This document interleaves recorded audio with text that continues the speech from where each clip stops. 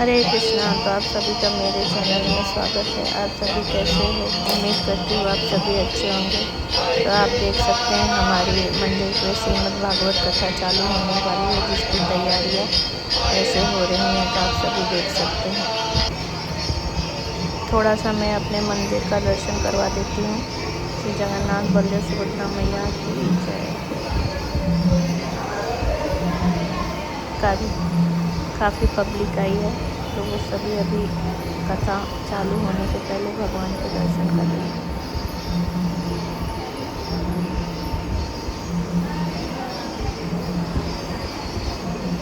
जब हम दर्शन करने जाते हैं तो भगवान की जो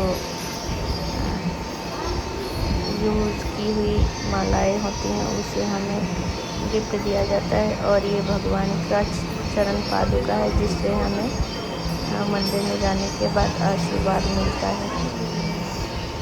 जगन्नाथ बलदेव सुभद्रा मैया की जय, गौर निताई की जय, राधा माधव की जय।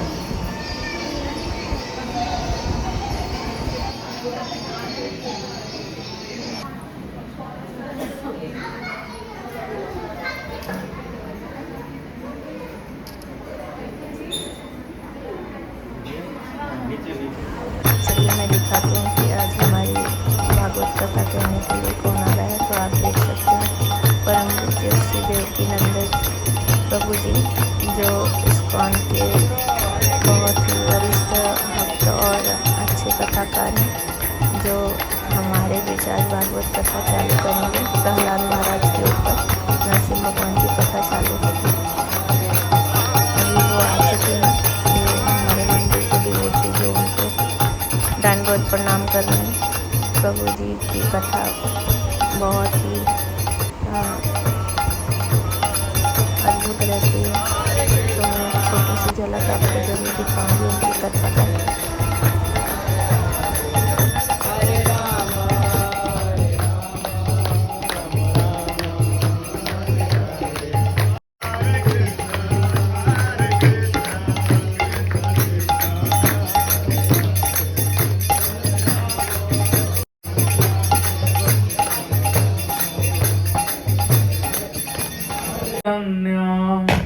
कलि प्रकटे ब्रजराज शांति से नमो विष्णुपादाय अगर आप कहेंगे तो मैं लाइव चालू कर भूतले दूंगी कल से।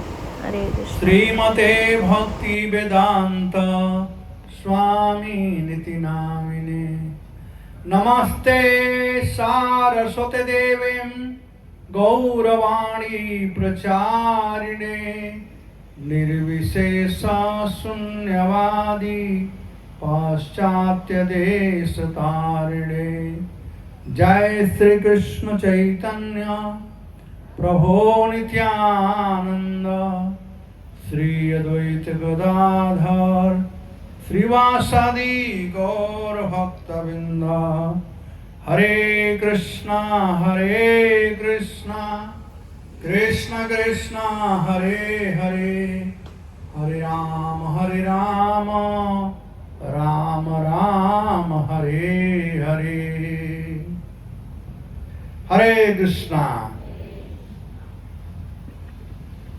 तो बहुत दिन के बाद ये अपना खुला मैदान दिखाई पड़ रहा है वापी में, जो कथा के लिए उपयुक्त है, नहीं तो बाहर जाना पड़ता था। अब राधा गोविंद के कृपा से, जगन्नाथ की कृपा से 1-2 साल में मंदिर अब तैयार हो ही जाना चाहिए। दिखाई पड़ रहा है। बाहर से मैं आया तो देखा है, पिलर देखकर बड़ा अच्छा लगा। कुछ दिखाई पड़ रहा है। आप लोगों का परिश्रम फलीभूत हो रहा है। भगवान एंड प्रभुपाद जी केवल टेस्ट कर रहे हैं आप लोगों के सिंसियरिटी को। बस इतना ही करना कि छोड़ना मत, लगे रहो। ये बहुत इंपॉर्टेंट है। तो ये जो 3 दिवसीय कथा जो है प्रहलाद महाराज के चरित्र का, ये भागवतम महापुराण के 7वें स्कंध में प्रहलाद महाराज के कथाओं का वर्णन किया गया है। भागवत महापुराण में 2 ऐसे स्कंद हैं जिनमें एक व्यक्ति विशेष का एक ही कथा का वर्णन किया गया है। एक है 7वां स्कंद, जैसे कोई मूवी होता है उसका एक हीरो होता है, तो वैसे ही 7वां स्कंद के हीरो हैं प्रहलाद महाराज, और इस स्कंद का नाम है उति।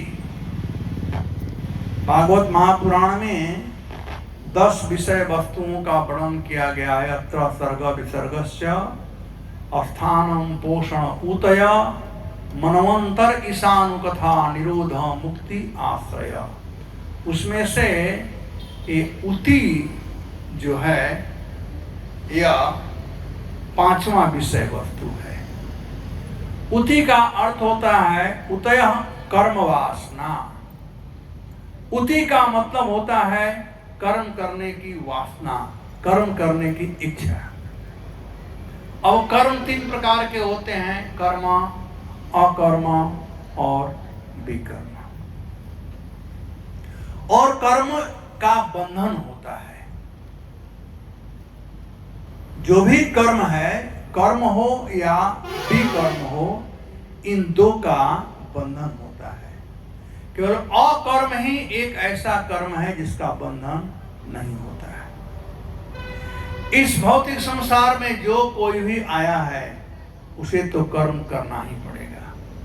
ये जो संसार है यह पवर्ग है। प फ ब भ म। प का मतलब होता है परिश्रम।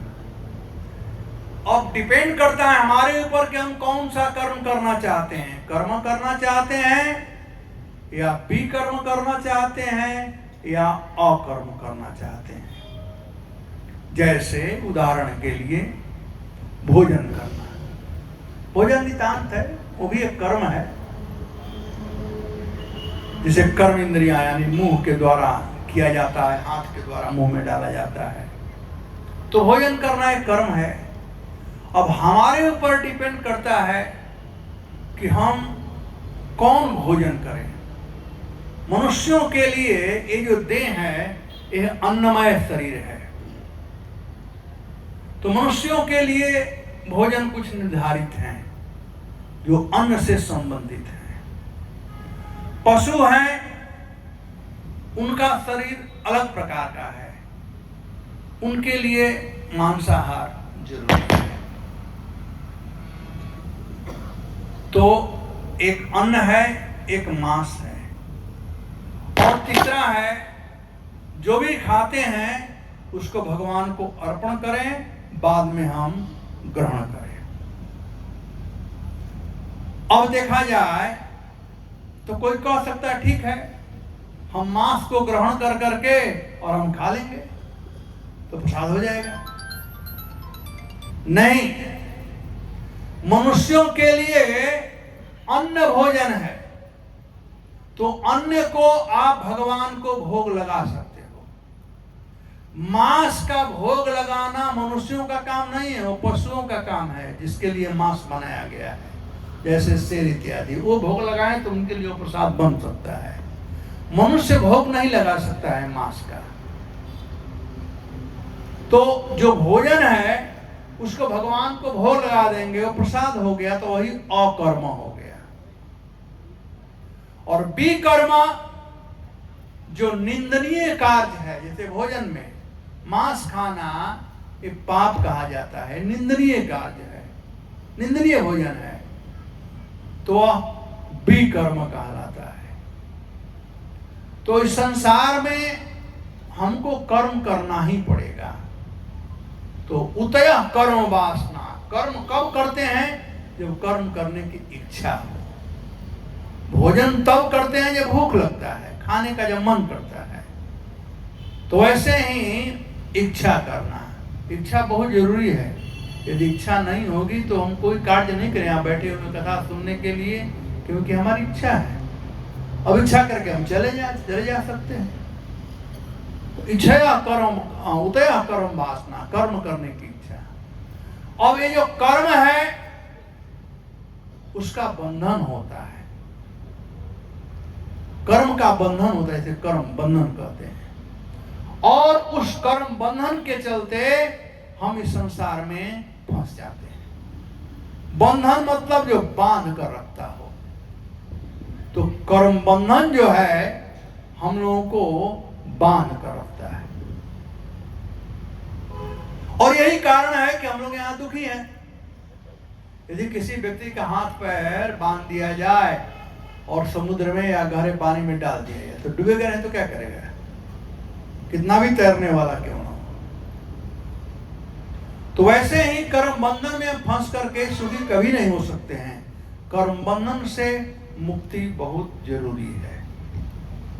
तो मुक्ति कैसे प्राप्त हो, कर्म बंधन में कैसे फंसते हैं, उसका वर्णन तो इस 7वें स्कंद में किया गया है, जिसके हीरो हैं प्रहलाद महाराज। और इस कर्म बंधन से हमारा छुटकारा कैसे हो, इसका वर्णन भागवत महापुराण के 10वें स्कंद में किया गया है। और 10वें स्कंद के हीरो हैं भगवान श्री कृष्ण।